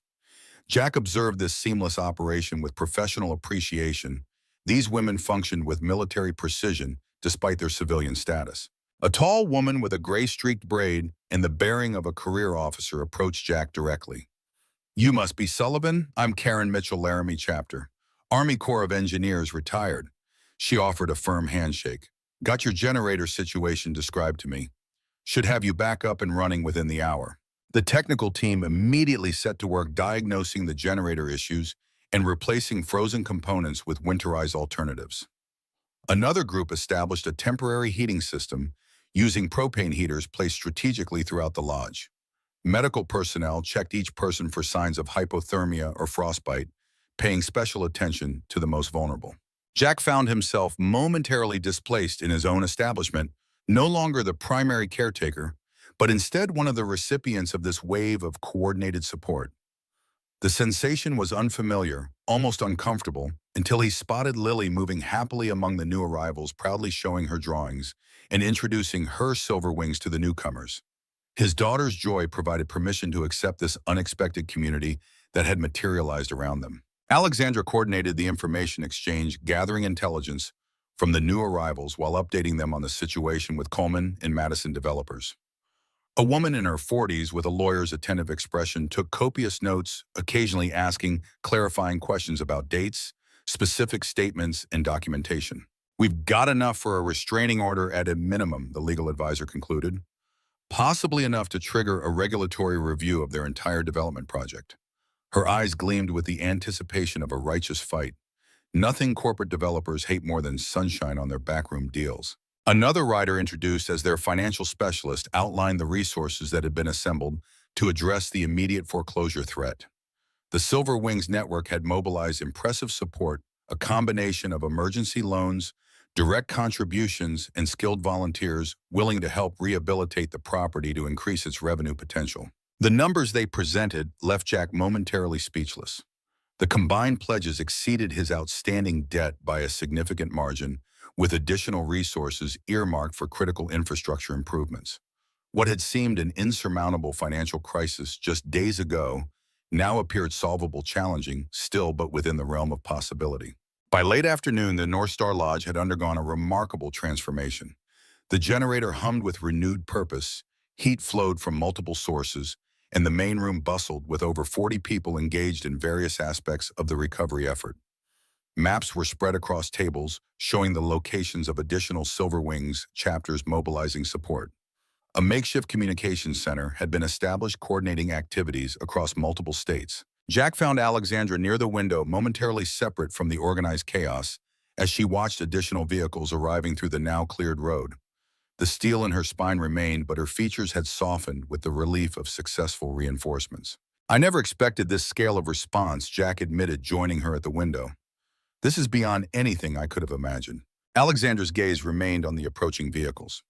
Silver Wings was built for exactly this purpose, mobilizing quickly to help those who deserve support but find themselves isolated. Her eyes shifted to meet his.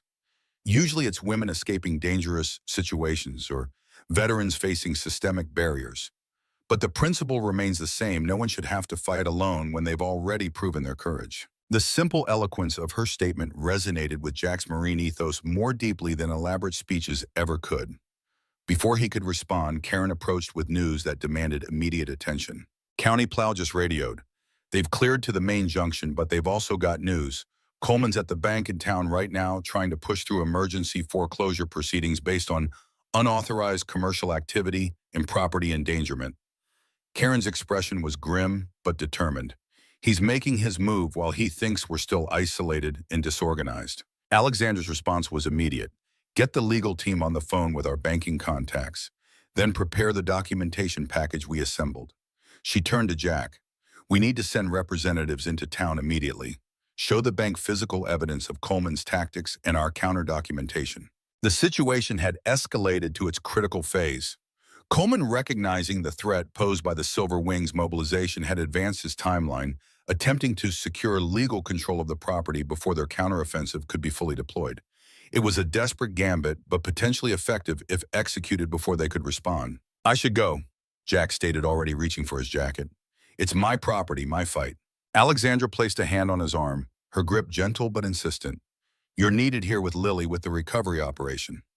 She nodded toward three women already preparing to depart. "Our legal team has handled dozens of these situations. They know exactly how to present the evidence for maximum impact." Plus, she allowed a small, fierce smile. "Coleman won't be expecting them instead of you. That gives us a tactical advantage." The military reasoning penetrated Jack's protective instinct. He nodded, accepting the strategic wisdom while still struggling with the sensation of entrusting this crucial battle to others. His entire adult life had been defined by personal responsibility as a Marine, as a husband, as a father, as a business owner. Delegation of something this essential challenged his core identity. Alexandra recognized this internal conflict with uncanny accuracy. "Trust runs both ways, Marine. You trusted us with shelter when we needed it most. Now trust us with this." Her voice lowered, intended for him alone. "The bravest thing a leader does sometimes is let others fight while he secures the base." The legal team departed with comprehensive documentation and real-time communication links to both Alexandra and their network of financial experts. The North Star fell into a tense waiting pattern, continuing recovery operations while awaiting news from the confrontation happening miles away in the town's small bank building. Lily, sensing the undercurrent of adult concern, despite efforts to shield her, sought out her father with unusually direct questions. "Are we going to lose our home?" Her small face carried the serious expression of a child who had already experienced profound loss once and recognized its approaching shadow. Jack knelt to her level, choosing honesty, tempered with appropriate reassurance. "We're facing a tough fight, sweetheart, but we're not fighting alone anymore." He gestured to the Silver Wings members working throughout the lodge. "Sometimes help comes from unexpected places. That doesn't make it any less real." Lily considered this with the solemn contemplation only children can truly master. "Like when Mom got sick and all the neighbors brought food and help with me." The simple parallel caught Jack, unprepared, emotion tightening his throat momentarily. "Exactly like that. Community matters. Your mom always knew that better than I did." Lily nodded, apparently satisfied with this framework for understanding their current circumstances. She reached into her pocket and withdrew a folded paper, carefully smoothing it open to reveal a new drawing, this one showing the North Star surrounded by motorcycles with stick figures holding hands in a protective circle around the building. "I made this for Ms. Alexandra. Do you think she'll like it?" Jack studied the artwork, recognizing in his daughter's simple lines a profound truth about their situation that many adults would miss. "She'll treasure it, Lily, because you've captured exactly what's happening here better than any of us could explain it." Across the room, the radio crackled with an incoming transmission from the legal team. Alexandra moved swiftly to receive it, her posture alert as she listened to the report. Her expression shifted from concentration to surprise, then to carefully controlled satisfaction. She gestured for Jack to join her as the transmission continued. The confrontation at the bank had unfolded in unexpected ways. Coleman had indeed attempted to expedite the foreclosure process, citing regulatory violations and property misuse as justification.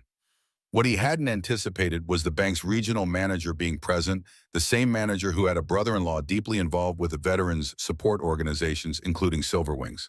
The legal team had presented not only documentation of Coleman's potentially illegal pressure tactics, but also a comprehensive financial package demonstrating the North Star's viability with proper support.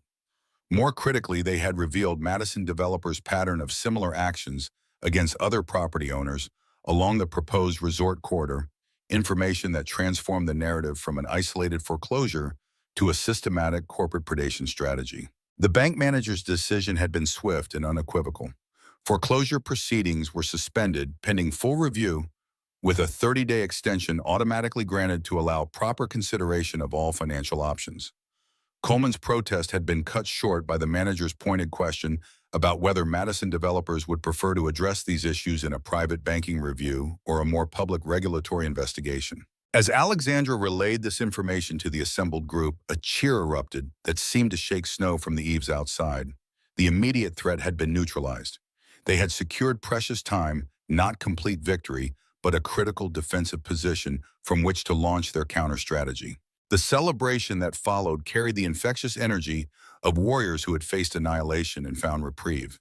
Food was shared, stories exchanged, and bonds strengthened between people who had been strangers just days before. The Silver Wings contingent had grown to nearly 50 members, with reports of additional supporters establishing supply chains and communication networks throughout the region. As evening approached, Jack found himself momentarily alone on the porch, watching the sunset paint the snow-covered mountains in shades of amber and gold. The temperature remained bitterly cold, but with the restored heating systems, proper supplies, and reinforced community, the bite of winter had lost its threat. Alexandra joined him, offering a steaming mug of coffee, real coffee, not the rationed brew they had subsisted on during the crisis. They stood in companionable silence for several minutes, each processing the dramatic reversal of circumstances in their own way. "It's not over," Jack observed, finally his tactical mind already looking beyond the immediate victory. "Coleman and Madison won't abandon their plans because of one setback." Alexandra nodded, her breath creating crystalline clouds in the frigid air. This was just the first engagement. They'll regroup, try different angles, look for new vulnerabilities. That's how corporate predators operate. But she turned slightly to face him. They've lost the element of surprise, and they've severely underestimated their opposition. Jack surveyed the collection of vehicles now surrounding the North Star motorcycles, trucks, and SUVs bearing license plates from 6 different states. The impromptu community that had formed inside represented something powerful, something Coleman's financial algorithms and corporate strategies had failed to account for in their calculations. What happens when the road's fully clear? Jack asked the question that had begun to form in his mind as the immediate crisis abated.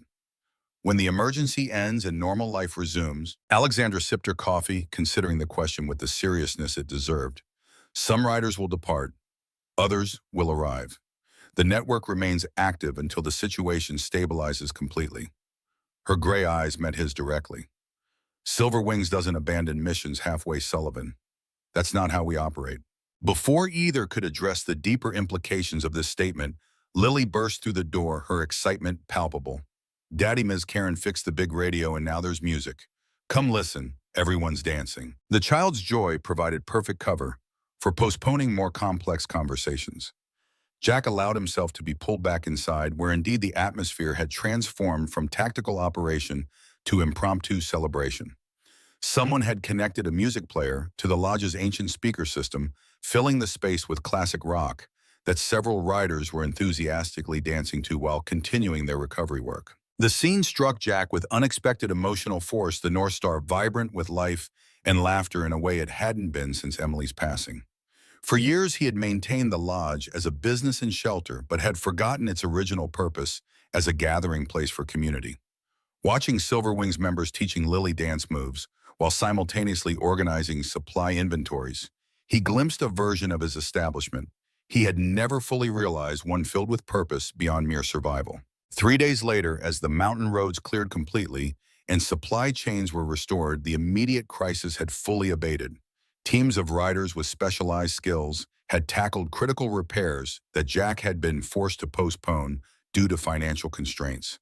The leaking roof was properly sealed, electrical systems upgraded, and plumbing issues addressed with professional efficiency. Others had focused on enhancing the lodge's commercial potential, developing marketing strategies, targeting the motorcycle community as a specialized niche that complemented the existing hunter and outdoor enthusiast clientele. The evening was winding down after another day of intense activity. Many riders had departed for their homes or moved on to other chapters, but a core group remained committed to seeing the North Star's transformation through to completion. Jack found Alexandra on the newly cleared deck, watching as the last light faded from the sky and stars began to appear in the crystal-clear mountain night. "Have you given any thought to what happens next?" she asked without preamble. "Your bank extension is good for 30 days. Madison Developers isn't going away. They need this property too badly to surrender after one defeat." "I've been thinking about it nonstop," Jack admitted. "The financial package your team assembled is solid. I can clear the debt and have enough for critical upgrades. But long-term sustainability is trickier. Winter seasons are harsh up here. We need a steadier revenue stream. Alexandra leaned against the railing, her profile outlined against the darkening sky. What if the North Star became something new? An official waypoint on the Silver Wings network, a designated safe haven and resupply point for motorcycle groups across the Rockies. We have chapters crisscrossing these mountains from spring through fall. Having a permanent veteran-run base would be invaluable. Jack considered the proposal, seeing both opportunity and challenge. This place has always been for travelers, a refuge from the road. But can motorcycle traffic alone sustain it through the seasons? Not alone. Alexandra turned to face him fully, but combined with your existing clientele of hunters and outdoor enthusiasts, plus expanded winter services for emergency crews and maintenance teams. She offered a rare, genuine smile. I've run the numbers, Sullivan. It works, especially with regular Silver Wings events and rally points. Their conversation was interrupted by the distinctive sound of engines approaching. Not motorcycles, but the now familiar rumble of Coleman's Jeep Cherokee, followed by several black SUVs with tinted windows. Jack's posture shifted instantly to alert readiness. Looks like Coleman brought reinforcements this time, Alexandra observed, already moving toward the door to alert the others. Security team by the looks of those vehicles. Jack's jaw tightened.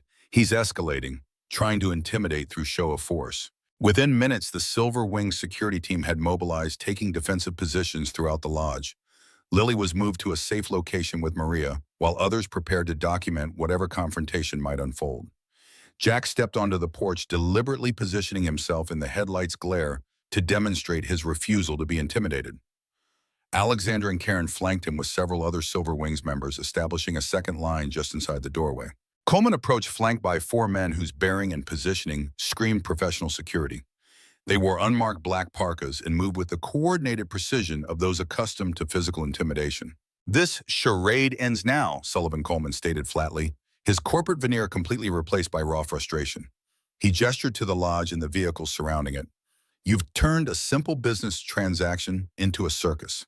My patience is exhausted. Jack remained motionless, his marine stillness contrasting with Coleman's agitated movements. Your bank didn't seem to consider it a simple transaction once they had all the facts. Perhaps you should reconsider your approach. Coleman stepped closer, lowering his voice, though the intensity increased. Madison Developers has invested millions in this development corridor. We have commitments to investors to the County Economic Development Board. His gaze flicked to Alexandra and back. Do you really think your motorcycle club charity case changes anything I can outlast whatever temporary funding they have arranged? Alexandra's voice cut it through the night air with precision. Madison's funding structure is leveraged against land acquisition completion by third quarter. Your investors in Chicago and Dubai are already nervous about the delays. Her smile contained zero warmth. Did I mention I sit on an investment board with your primary financier? Amazing what comes up in casual conversation. The calculated revelation landed visibly, Coleman's confident posture faltering momentarily. The security contractors exchanged glances, sensing the shift in power dynamics. This property will be part of Blue Ridge Resort one way or another, Coleman stated flatly. The economics are inevitable. All you're doing is delaying while driving up costs for everyone. Jack studied Coleman with the careful assessment of someone who had evaluated enemy combatants in multiple conflict zones. He recognized the desperation beneath the bluster, a man whose professional reputation and financial future were increasingly tied to a specific outcome that was slipping from his control. There's always another way, Jack replied, his voice calm but carrying. One that respects what's already here instead of destroying it. One that builds community instead of displacing it. Coleman laughed, the sound harsh in the cold mountain air. Community, this failing bar in the middle of nowhere. His gesture encompassed the North Star with dismissive contempt. Don't overestimate your importance, Sullivan. You're a rounding error in the economic projections. From the doorway behind them came a small voice, clear and unexpected. This is our home. Lily had appeared between 2 Silver Wings members, her expression solemn as she surveyed the confrontation. And these are our friends. The simple declaration from a child shifted the emotional temperature instantly. Coleman's security team looked distinctly uncomfortable, their professional detachment compromised by the presence of an 8-year-old defending her home against grown men in the night. Coleman recognized the public relations disaster unfolding and retreated a step, recalibrating his approach. My dispute isn't with you, young lady. Business matters are complicated. Sometimes change is necessary for progress. Lily regarded him with the unfiltered assessment only children can truly deliver. My dad says progress that hurts people isn't really progress. It's just greed wearing a nicer coat. The devastating simplicity of her statement hung in the air, impossible to counter, without appearing morally bankrupt. Coleman's face flushed with a combination of embarrassment and anger. He gestured sharply to his security team, who began retreating to their vehicles without requiring explicit instructions. "This isn't over," Sullivan Coleman stated, the threat in his voice undermined by his tactical retreat. "The economics don't change because you've got temporary support." Jack remained motionless until Coleman had returned to his vehicle, the small convoy reversing course down the mountain road with less coordination than their arrival had displayed.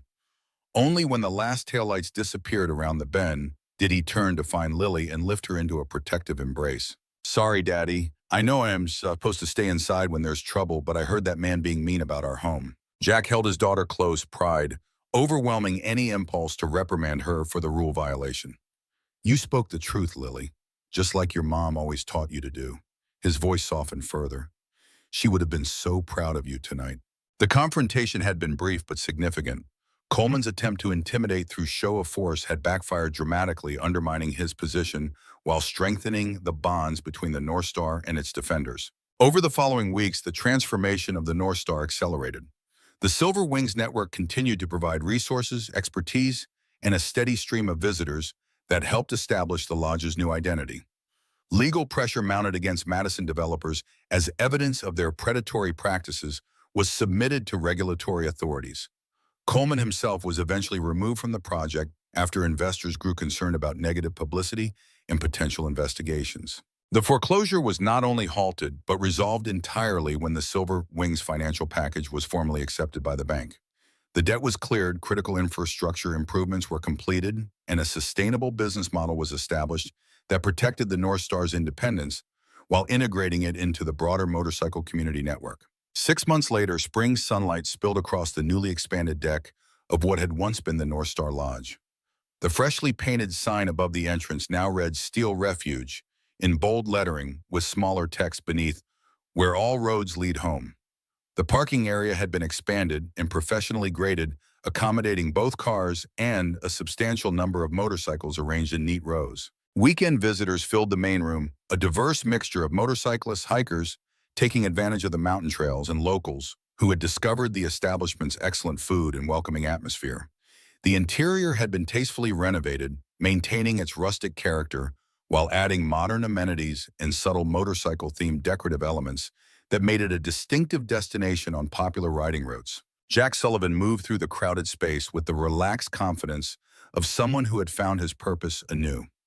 He stopped to chat with customers, checked in with the small but efficient staff he'd been able to hire, and occasionally glanced at the framed photographs now decorating the walls, images documenting the remarkable transformation that had begun during a desperate blizzard. Lily darted between tables, now comfortable in her role as the unofficial junior ambassador of Steel Refuge.